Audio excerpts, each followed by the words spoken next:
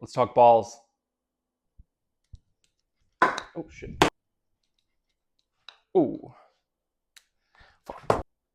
Whoops. There we go. So first off, this advice is going to be mostly for kind of mid to lower handicaps. Anyone who's kind of taking the game seriously and looking to get better and improve. If you're a higher handicap, I would advise you just buy the cheapest ball. Until you're really striking the ball well consistently. You're not losing a ton of balls. That's kind of the big one. Obviously, price is the biggest factor here for a lot of people. I would suggest just buying the cheapest ball, which in some cases might just be the Costco Kirkland ball. Great ball, pretty cheap. I think this was 2 dozen for $40, so a little over $1 a ball.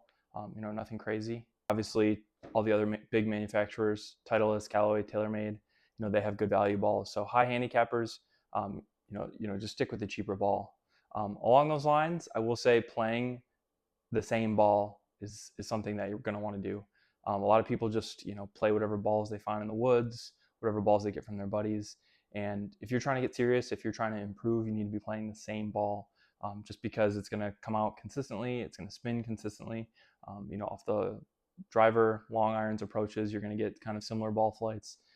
Around the green, chipping, you're going to get similar spins, and then putting, you're going to get kind of similar feels. So these MagFlies are great. I would highly recommend these. You can get these at Golf Galaxy or Dick's right now. So this is a 48 pack, so 4 dozen. I think it was just over $100. So you're looking at, if you buy 1 dozen, it's like $40. So it's definitely a step below like the Pro V1s and stuff in terms of price per dozen. But if you buy bulk, you can get 4 dozen for a little over $100. That's a little over $2 a ball. It's a pretty good deal. So now these MagFlies are my my main go-to when I'm out there trying to get better, trying to shoot low scores, and then when things don't go as planned, back to the Costco's. So hopefully that helps you guys. Recap.